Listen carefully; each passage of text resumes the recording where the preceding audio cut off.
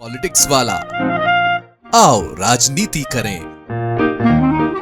नमस्कार, आप देख रहे हैं पॉलिटिक्स वाला। मैं हूं राशिद अहमद खान। निशांत कुमार सीएम नीतीश कुमार के बेटे हैं और जेडीयू का भविष्य कहे जा रहे हैं। माना यह जा रहा है कि नीतीश कुमार पिछले कई सालों से उनकी लॉन्चिंग की तैयारी कर रहे थे और अब कभी भी वो जेडीयू में शामिल हो सकते हैं। हालांकि इसकी जरूरत नहीं है, उनके ही पिताजी की पार्टी है, शामिल हो ही गए समझो। विधायकों की वो मीटिंग ले रहे हैं, सांसदों की मीटिंग ले रहे हैं जेडीयू के।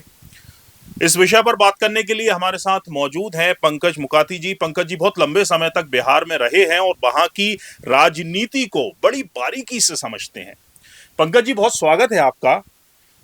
मेरा जो सवाल है वो यही है कि निशांत कुमार बहुत एक्टिव मीडिया में नहीं दिखते हैं और उनको देखने के बाद, उनको सुनने के बाद ऐसा समझ भी नहीं पड़ता कि बहुत राजनीति में सक्रिय अभी तो हैं ही नहीं, आगे जाके कितने कामयाब होंगे ये देखने वाली बात होगी। लेकिन बड़ा सवाल यही है कि क्या जेडीयू उनको एक्सेप्ट कर पाएगी? देखिए, बिहार की राजनीति देखेंगे तो सबसे पहले तो मैं आपकी उस बात पे आता हूँ कि नीतीश कुमार मतलब निशांत वो बनेंगे। नीतीश कुमार इसके लिए 10 साल से तैयारी कर रहे थे जी। ये हम कह सकते हैं कि नीतीश कुमार अंदर से तैयारी कर रहे होंगे, लेकिन नीतीश कुमार जो करते हैं वो किसी को पता नहीं लगता। वो बड़ी बारीकी से मार करते हैं, बड़ी बारीकी से चीज़ों को समझते हैं, बाहर करते हैं। ये अलग बात है कि भारतीय जनता पार्टी ने भी उसी बारीकी से उनको भी बाहर कर दिया। लेकिन नीतीश कुमार जो करते हैं किसी को पता नहीं होता। एक दिन पहले तक लोग ये कयास लगाते रहते हैं कि अब नीतीश लालू के साथ जाएंगे, नीतीश भाजपा के साथ जाएंगे। नीतीश कभी दही चूड़ा पार्टी मनाते हैं लालू के साथ, दूसरे दिन भाजपा के नेताओं को गुलाल लगाते नजर आते हैं। तो नीतीश को समझना उतना आसान नहीं है। नीतीश तैयारी कर रहे थे, ये बात अब इसलिए कही जा रही है कि निशांत अचानक से 1-1.5 साल में सक्रिय हुए और दिखने लगे। तो निश्चित तौर पे नीतीश कुमार ने उन्हें लंबे समय तक इस बात से बाहर रखा कि वे एक नीतीश के उत्तराधिकारी हो सकते हैं ताकि उन पे कोई सवाल नहीं उठे। अब बिहार से जुड़ी हुई एक फिल्म है सुपर 30 आनंद कुमार वाली, जिसमें ये बात होती है कि भाई राजा का बेटा राजा नहीं बनेगा। लेकिन उसी बिहार में लगातार आप देखेंगे तो राजा का बेटा ही राजा बन रहा है। राजद में आप देखेंगे तो तेजस्वी और तेज प्रताप दोनों के हाथ में ही पार्टी थी। उसके पहले मीसा के हाथ में थी, फिर रोहिणी आ गई हैं। तो जिसके जितने बच्चे हैं उतने राजा के बेटे राजा बनने की कोशिश कर रहे हैं। इसके बाद आते हैं चिराग पासवान पे। रामविलास पासवान के बाद पूरी पार्टी कौन चला रहा है? चिराग पासवान। अब तीसरे नंबर पे आ गए हैं नीतीश कुमार के बेटे। तो सबका बेटा ही पार्टी चलाता है, ये बिहार में माना जाता है। जदयू तो राजा को भी फिक्र थी कि मेरा बेटा राजा बनना चाहिए। हाँ, इसीलिए उन्होंने तेजस्वी यादव को बाहर किया। स्ट्रेटेजिकली आप बात करेंगे तो तेजस्वी यादव से नाता तोड़ने के पीछे जब उन्हें लगा कि अब निशांत इस बात के लिए तैयार हो गए हैं तो तेजस्वी से पीछा छुड़ाना जरूरी है, क्योंकि तेजस्वी के साथ रहेंगे और चाचा भतीजा तो बेटे को जगह नहीं मिलेगी। इसको आप शिवसेना के साथ समझिए कि कभी नहीं लगता था कि उद्धव ठाकरे राजनीति में है। राजनीति में आपको दिखते थे राज ठाकरे और बाला साहब ठाकरे। ऐसा लगता था कि ये चाचा भतीजा। उद्धव तो कहीं गिनती में ही नहीं थे। गिनती में ही नहीं थे। ऐसे ही निशांत कहीं गिनती में नहीं थे। चाचा भतीजा मतलब तेजस्वी और नीतीश कुमार। कई बड़े पत्रकार ये कहा करते थे कि नीतीश कुमार का बेटा किसी काम का नहीं है, वो राजनीति में इच्छा नहीं रखता है, वो राजनीति में नहीं आएगा और अपने घर में पार्टी रहे। इसलिए लालू नीतीश बार बार पेचअप करते हैं और ये समझाते हैं कि बाहर के यानी बीजेपी के लोगों को सत्ता सौंपने से बेहतर है कि अपने भतीजे को सौंपो, क्योंकि एक समय लालू नीतीश साथ में ही राजनीति कर रहे थे, तो वो गठजोड़ भी चलता था। लेकिन नीतीश कुमार यहाँ भी लालू यादव को गच्छा दे गए और उन्होंने अपने बेटे को अंततः पार्टी में शामिल करवा दिया। आप कर रहे हैं बात कि एक्सेप्ट करेंगे या नहीं करेंगे। एक्चुअल में जदयू बची ही नहीं है बिहार में। एक्सेप्ट करना ठीक है, टोकन अमाउंट के तौर पे आप एक्सेप्ट कर सकते हैं कि निशांत कुमार है कि नीतीश कुमार है कि कोई और कुमार इस पार्टी को चला रहा है, कि प्रशांत कुमार है कि अशांत कुमार है। उस कुमार से कोई फर्क नहीं पड़ रहा। असल में धीरे धीरे अगर आप देखेंगे तो 2 साल में धीरे धीरे भारतीय जनता पार्टी ने जो बड़े नेता हैं, जिसमें कि लल्लन सिंह की बात करेंगे आप, या संजय झा की बात करेंगे, या और नीतीश कुमार के विजय बाबू जैसे नेता हैं, इन सबको धीरे धीरे भारतीय जनता पार्टी ने अपने साथ शामिल कर लिया। और अब ये वही भाषा बोल रहे हैं इस चुनाव के टिकट वितरण के समय से जो भारतीय जनता पार्टी की भाषा है। 101 सीट 101 सीट बराबर सीटें, जो कभी भी नीतीश कुमार नहीं चाहते थे। लेकिन ये पटकथा तभी लिखी गई कि भारतीय जनता पार्टी के साथ आके लल्लन सिंह और बाकी लोगों ने नीतीश कुमार को सब चीज़ों के लिए राजी किया। अगर नीतीश कुमार को ये बात नहीं होती कि आप छोड़ दीजिए और आपके बेटे को कोई बड़ा पद या पार्टी में एक्सेप्टेंस हो जाएगी, तो नीतीश कुमार ये भी नहीं करते। ये एक्सेप्टेंस कितने दिनों की ये अलग बात है। तो मुझे लगता है कि एक्सेप्टेंस तो अब जदयू में कुछ बची नहीं है, और नीतीश कुमार के बेटे जो हैं वो कितना राजनीति को समझते हैं देखने वाली बात होगी। पर मुझे नहीं लगता कि नीतीश कुमार के बेटे को पार्टी में कोई सहमति या असहमति के लिए शामिल किया जाएगा। और पार्टी में है, बस रहेंगे। नीतीश कुमार जब से जेडीयू बनी थी, उन्होंने शुरुआत से ही जॉर्ज फर्नांडिस को बाहर किया, फिर शरद यादव बाहर हुए, फिर और जो सेकंड लाइन के नेता हैं उनको भी बाहर करते गए। और आज के वक्त में एक ऐसा दौर आ गया है जेडीयू का जब उसके पास कोई बड़े चेहरे नहीं बचे हैं। कोई ऐसा चेहरा नहीं है कि नीतीश के बाद ये कहा जाए कि साहब ये नीतीश की जगह ले लेंगे, क्योंकि सीएम फेस ही नहीं है। अगर उतना बड़ा नेता हो तो ये हो जाता कि भाई इनको सीएम बना दिया जाए। देखिए, क्षेत्रीय दलों में या जो चेहरे वाली पार्टियां होती है, इसमें केवल नीतीश कुमार अकेले नहीं है। मुलायम सिंह यादव की पार्टी में फिर वही बात है कि चाचा भतीजा, मुलायम सिंह के भाई राम गोपाल और ये सब माने गए दावेदार अलग भी हुए। हुआ क्या, अखिलेश यादव आए। आप इसी तरह से ममता के साथ देखिए कि उनके बाद कौन, मायावती की बसपा खत्म हो गई, उनके बाद कौन, नवीन पटनायक इसका बड़ा उदाहरण है कि उनके बाद कौन, जनता दल खत्म हो गया, बीजू जनता दल वहां पर उड़ीसा में खत्म हो गया, बीजेपी है, तो बीजेपी ही होती है। और या कहीं पे जब पहले का दौर था तो कांग्रेस हुआ करती थी।